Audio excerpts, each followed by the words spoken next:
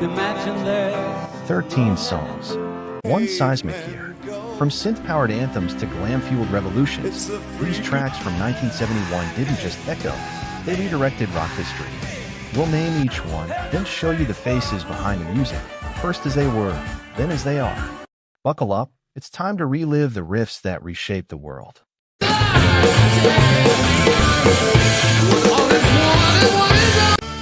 A cathedral of sound built on mysticism and menace, Stairway to Heaven turned Led Zeppelin 4 into scripture and birthed arena rock's sacred canon. At 23, he wailed like a prophet on fire. Now at 76, he tours with gentler echoes, still unafraid to evolve. His voice on this track soared into rock's pantheon, and while he no longer chases stairways, his vocal spell remains etched in the marrow of modern music. Remember him hunched over that double-neck Gibson, conjuring riffs like thunder? Now 81, he guards the vaults of rock's golden age. His solo on this track wasn't just a highlight. It rewrote guitar history, echoing from analog tape to every digital bedroom studio since. Like scaffolding beneath a cathedral, his bass and keys gave the anthem structure and soul. Now 79, he remains rock's quiet architect, composing, arranging, and collaborating beyond spotlight's glare. His layered brilliance shaped a sound still studied by generations. His drums didn't just keep time, they carved thunder into vinyl. Though now silent since 1980, Bonham's Storm still rumbles in rock's foundations. This track's shifting tempo was his playground, proving that percussion could lead, not follow, in a song's emotional journey.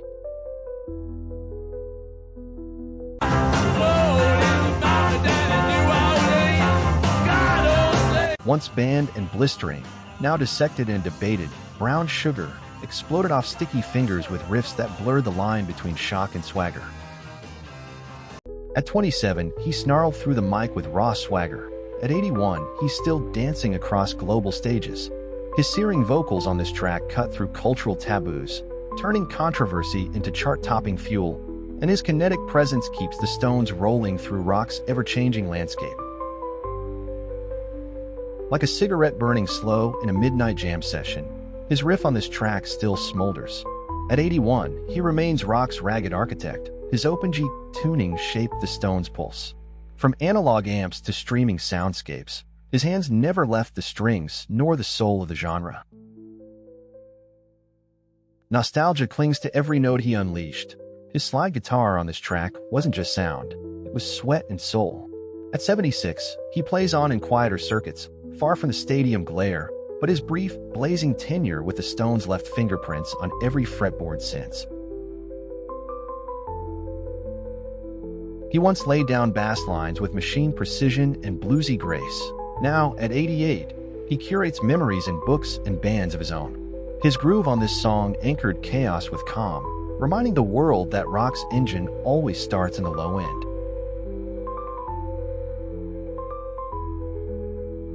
Remember him behind the kit, stoic, sharp, never showy? On this track, his crisp snare cracked like a whip through the groove.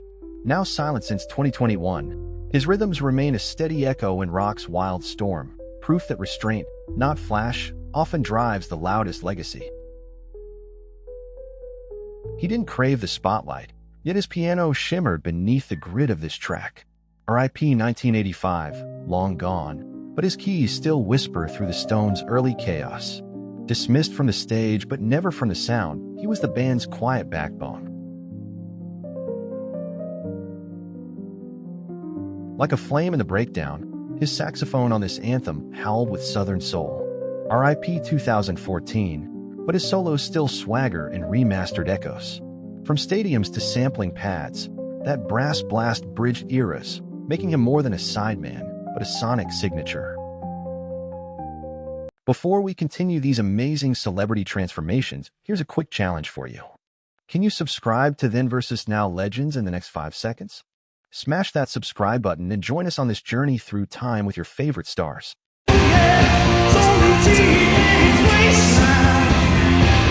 Born from abandoned rock opera tapes and analog loops, Baba O'Riley opened Who's Next Like a Siren, ushering synths into the heart of stadium rock. teenage wasteland, he roared. At 30, a voice of youthful defiance. Now 81, he sings with seasoned fire, his roar tempered but unbroken. The anthem's raw power launched him into rock immortality, and his vocal grit still echoes through concert halls and restless youth. From smashing guitars to crafting sonic revolutions, he bent noise into narrative. Now 80, Townsend remains a restless creator, penning operas and memoirs alike. His synth work here blurred rock and futurism, forecasting the digital wave long before it hit the shore. Stoic on stage, but his bass lines roared, fluid, fierce, unforgettable. On this track, his thunder anchored chaos. Though gone since 2002, his low-end wizardry still shakes subwoofers and inspires players chasing that perfect blend of precision and primal energy. He didn't play drums, he detonated them. On this track, every fill was a firework. Gone since 1978, but his wild pulse lives on, immortal in every explosive breakdown. Moon made drumming a spectacle, fusing anarchy with artistry like no one before or since. His violin didn't sing, it screamed, slicing through rock with gypsy fire. Guesting on this track, Arbus gave it a climax like no other. R.I.P. 2023, yet his solo lives on, a rare fusion of classical chaos and punk spirit that gave The Who a new kind of edge. Cavemen go. It's a freak. Life on Mars didn't just shimmer on hunky-dory. It fractured glam rock's mirror and reflected a surreal new era of pop alienation and avant-garde ambition. In 1971, he painted alien dreams with operatic flair. Now, since 2016, his voice drifts like stardust through every art rock experiment. On this track, his soaring phrasing made glam cerebral. Time took the man, but the question he asked still echoes in pop's strange corridors. With a Les Paul and a touch of theater, he sculpted sound into cinematic shimmer. R.I.P. 1993. But his guitar on this track remains a study in drama and precision, layered, lush, unshakably melodic. Every note he played was a light beam in Bowie's galaxy. His bass lines moved like deep tides beneath Bowie's surreal visions, subtle, steady, unforgettable. Though silent since 2013, his work on this track still hums in headphone nostalgia, proving that even in glam's glitter, gravity was needed, and he brought it with every note. He once drove Bowie's dreamscapes with disciplined thunder. Now 78, he reflects on rhythms that helped launch a cosmic sound. His drumming on this track was no spectacle, just pulse, presence, and poise, anchoring a song that floats between fantasy and fractured truth. Before capes and synths, he quietly carved piano into pure emotion on this track. Now 75, still performing with flair, his cascading keys remain at soul's spine, romantic, restrained, unforgettable. From session sideman to prog wizard, his journey plays on in full crescendo. Imagine there's no heaven. Once dismissed as naive, now etched into global memory, Imagine distilled Imagine into a quiet revolution, reshaping protest music with haunting simplicity. He sang of peace with disarming clarity, his piano keystrokes echoing like prayers. Though silenced in 1980, Lennon's vision endures, quoted by rebels, dreamers, and world leaders alike. This track wasn't just a song. It became a secular hymn for unity and resistance. A quiet force behind Lennon's vision, his bass on this track moved like breath, subtle, essential. Now 86, Vorman is more brush than spotlight, sketching memories through art. From Hamburg Days to the song's soft gravity, his friendship shaped music history's quieter corners. Barely 20 when he laid down the heartbeat of this anthem, his touch was gentle, reverent. Lost in 2022, White's legacy spans prog epics and this moment of minimalist grace. His restraint here proved that sometimes greatness whispers rather than roars.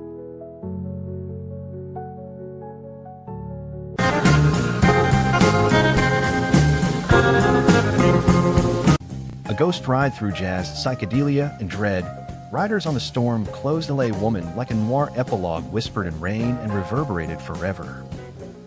He whispered like a ghost and thundered like a prophet. His voice on this track blurred poetry with thunderclouds. Gone since 1971, he left behind a myth wrapped in rain.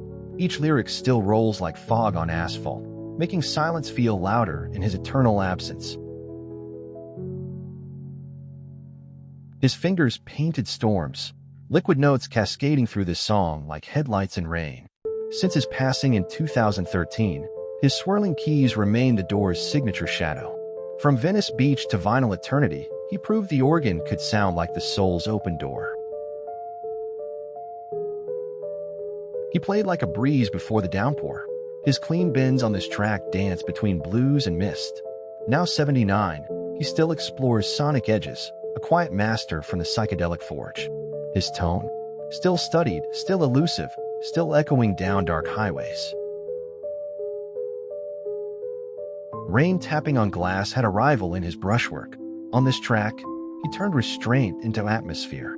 Now 81, he's more poet and guardian than performer, protecting the Doors' legacy with steady hands, just as he once did from behind the kit.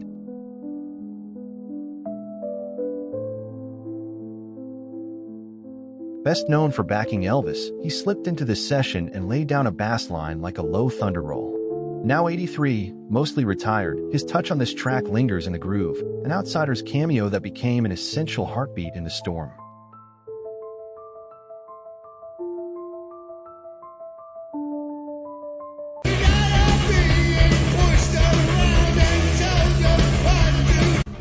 Hammered out on Master of Reality, Children of the Grave fused doom-laden riffs with anti-war fury, laying steel tracks for metal's political future.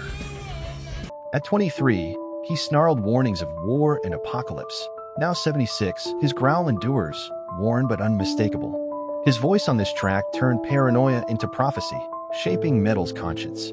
Still recording, still defiant, Ozzy remains the genre's haunted, unrelenting soul. His riffs were forged from injury and defiance, metal fingers on a mission. Now 76, Iommi still crafts thunder with finesse, his legacy rooted in this track's relentless charge.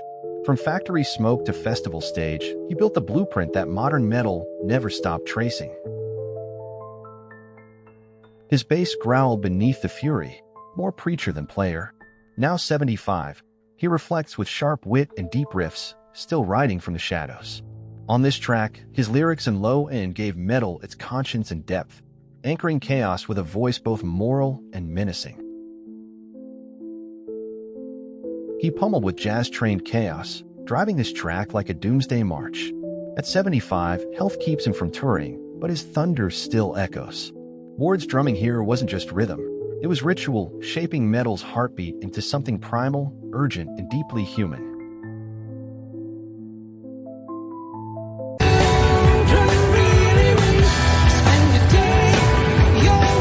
A kaleidoscope in 7 minutes, Roundabout spun fragile into prog rock scripture, stitching jazz bursts and baroque flair into a dazzling sonic labyrinth. He once soared above labyrinthine riffs with a voice like stained glass, crystalline, otherworldly. At 80, he still tours with cosmic zeal, his vocals on this track a blueprint for prog's spiritual side. From vinyl dreams to modern stages, his mystic timbre still uplifts. His fingers wove classical grace into electric fire. On this track, each note was a detour worth taking. Now 78, still touring with Yes, he remains a cartographer of sound, mapping prog's wild terrain with a guitar that never lost its thirst for wonder.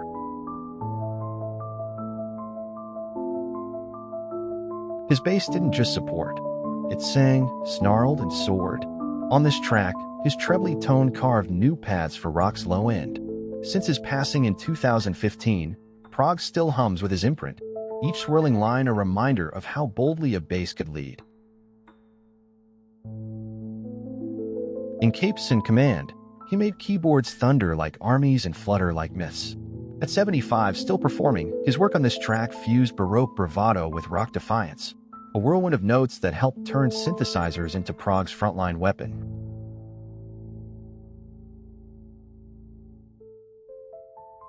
His drumming wasn't just rhythm, it was architecture. On this track, his angular accents and jazz-rooted pulse turned time signatures into playgrounds. Now 79 and long retired, his influence shapes every drummer chasing elegance and complexity.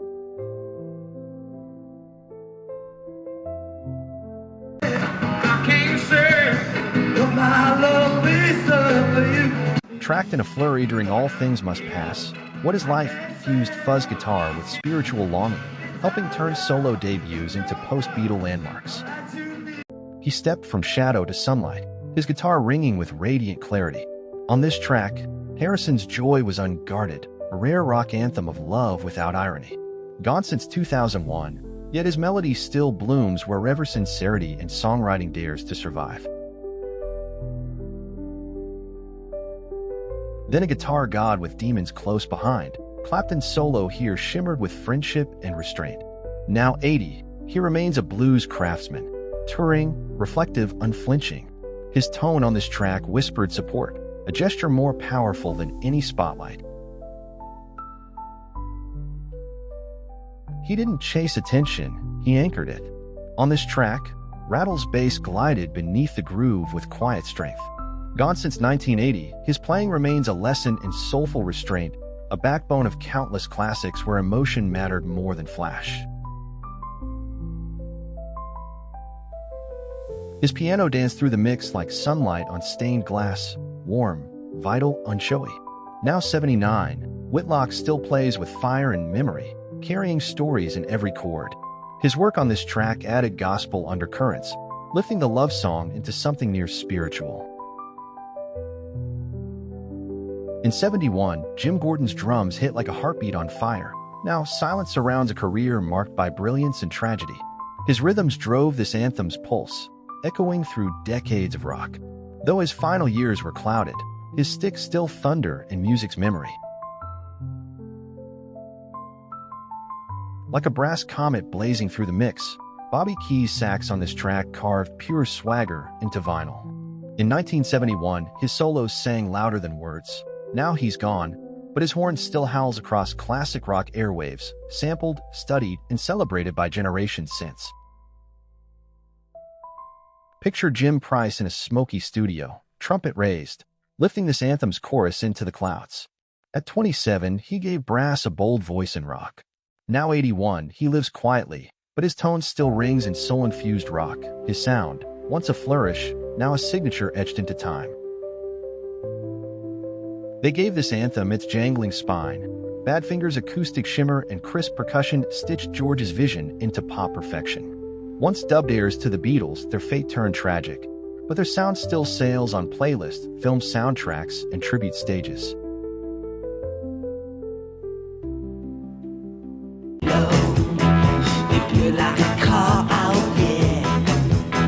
Bang a Gong, Get It On didn't just electrify Electric Warrior, it seduced the charts and gave glam rock its velvet sneer and glitter-drenched strut.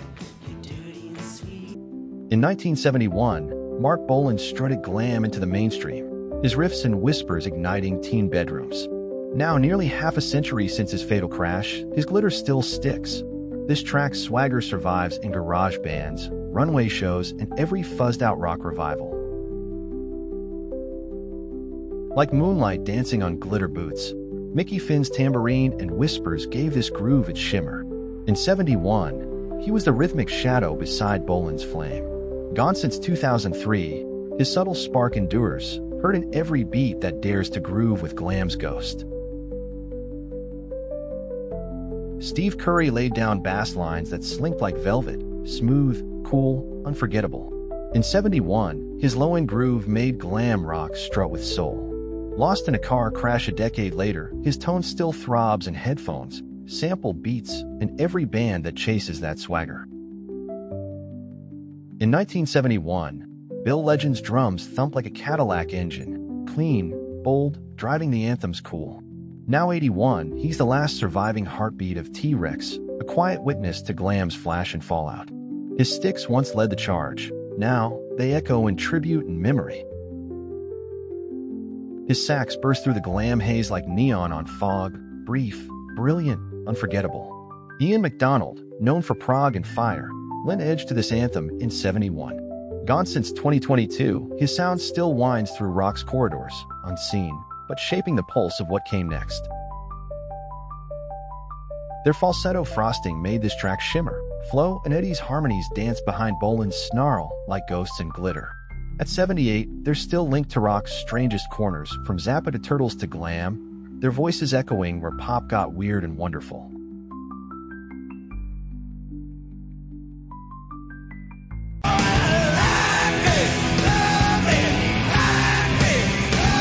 Once a teenage tantrum, now a rite of passage, I'm 18 shattered the airwaves from Love It to Death, igniting shock rock's snarl and outsider anthemry. At 23, Alice Cooper howled teen angst into a shock rock anthem. Now at 77, he's a grandmaster of mayhem, still touring, still twisting suburban nightmares into theater. His snarl on this track cracked open rock's darker stage. Now, he mentors the monsters he once unleashed. Like a match on gasoline, Glenn Buxton's guitar ignited this anthem's chaos, raw, urgent, alive. By 97, the flame was gone, but his riffs still spark rebellion in garage bands and haunted playlists. His fretwork lives on, scrawled across rock's wild, bloodshot diary. Picture Michael Bruce hunched over keys, then slashing chords into the chorus. His rhythm drove the anthem snarl. Now 78, he reflects from the shadows, still writing, still remembering. His sonic glue held the madness together, a craftsman behind the spectacle. His bass lines crawled like teenage doubt, slow, gritty, unforgettable. In 71, Dennis Dunaway sculpted the low-end snarl that made this anthem ache. Now 78, he remains rock's quiet architect, still performing, still conjuring that anxious pulse buried deep in youth. In 1971, Neil Smith's drums crashed like locker doors, sharp, urgent, and full of rage. Now 78, he reflects from behind the kit, still recording, still chasing the thunder. His rhythms turn teen confusion into fire, and their echoes still pound through modern rebellion.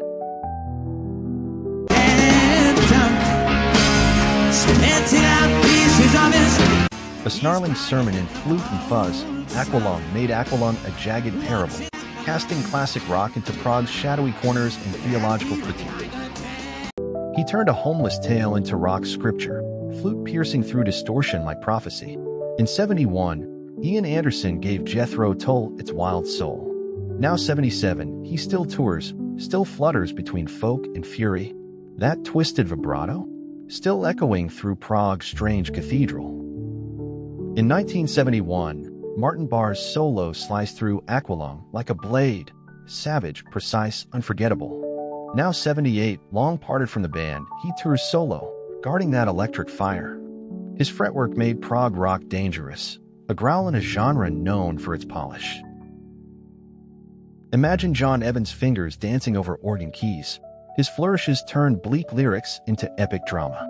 At 78, he no longer plays publicly, but his churchy chords gave prog its gothic edge. That intro, it still lingers in concert halls and headphone dreams alike. Like a painter sketching in rhythm, Jeffrey Hammond's bass gave this track its strange pulse, unsteady, poetic, alive. At 79, he's long retired from music, now immersed in visual art. But his quirky lines still underpin prog's weirder dreams, brushstrokes and bass clef. In 71, Clive Bunker drummed with wild elegance, fusing blues thunder with Baroque finesse. Now 78, he plays on in quieter circles, his kit echoing through jazz clubs and old tape reels. His rhythms made prog rock swing, turning odd time signatures into something primal.